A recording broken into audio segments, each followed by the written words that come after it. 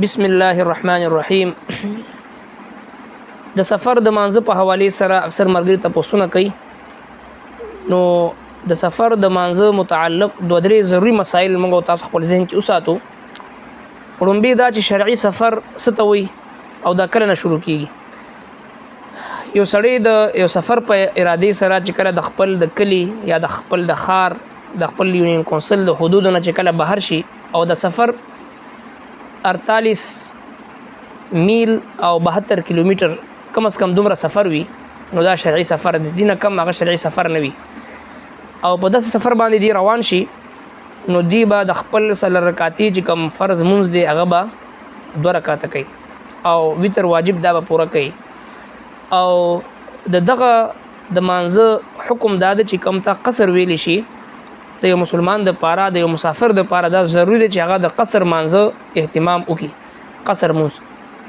ځکه الله تبارک وتعالى حکم کوي ان تقصروا من الصلاه،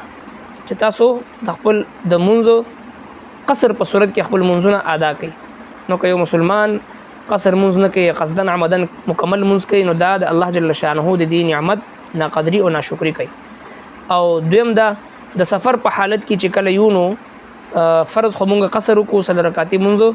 2 رکعاته وکړو، او چې کله د امام مسافر امام په اقتدا کې دا مونږ کوو نو بیا به پوره مونږ کوو، او چې کله ځان ته کوو نو بیا به قصر کوو، یعنی سل رکعتي مونږ به 2 رکعاته وکړو. پاتې شو د سنت حکم. نو د سنت حکم دا دی چې دا سنت چې کله یو سړی ته فرصت وي، ستړیوالی نه، تکلیف نه، ډېر ستړی نه، څه عذر نه، او د ګاډي تلو څه یره نه،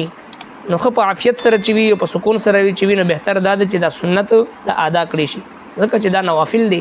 او دا بخیر د صداسي تکلیف نه، د ستړیوال نه، د عذر نه پرې خودل دا مناسب نه دی. او بل دی سفر د مانزه سره دا هم یو ضروري مسله ده چې کله موږ لاړ شو د سفر په حالت کې د 14 ورځو نه زیات وخت تیرول زموږ اراده وي، نو بیا موږ به یو ځای کې مقیم شو او هلته د 14 ورځو نه زیات د اوسېدلو اراده وي، نو بیا به هلته بیا پوره مونځونه کوو، بیا دا سړی مقیم حسابېږي. او که یو سړی دا پته نه لګي چې هفته پس کې دی چې زما دا کار وشي، او یا چې دا پته نه وي چې 10 ورځې پس زما کار کېږي، او په دې انتظار کې یقیني نه وي چې 14 ورځو نه زیات هلته پاتې کېږي، نو که په دې حالت کې یو کال هم په یو ځای کې تېر شي، بیا به هم قصر کوي، یعنی سفرانه مونځ به کوي. او ځینې خلک داسې وي چې د هغوی په پېښور کې خپل کور وي، اسلام آباد کې کاروبار وي، لاهور کې کاروبار وي، کراچۍ کې کاروبار وي، هلته کې د دوی خپل کمره وي، خپل ځایونه وي، ستوګنه وي، نو بیا او هلته کې د یو ځل دی د 14 ورځو نه زیات پاتې شوي هم وي، نو دا د لاهور، اسلام آباد او کراچۍ چې کوم دا ځایونه دي، د مختلف ځایونه، دا د هغوی وطن اقامت دی، هلته به دوی پوره مونځونه کوي. وطن اصلي مثال د پېښور دی، خپل کور دی، اسلام آباد کې هم کاروبار دی، لاهور کې هم دی، کراچۍ کې هم دی، هلته کې د ځایونه دی، اوسېږي هلته یو ځل هلته کې د 14 ورځو نه زیات وخت تېر کړی دی. نو اوس آینده دپاره چې هلته بیا ځي، نو چې کله د هغه ځای حدودو ته یونین کونسل حدودو ته داخل شي، نو هلته به بیا دی خپل پوره مونځ کوي، بیا به قصر مونځ نه کوي. جزاکم الله.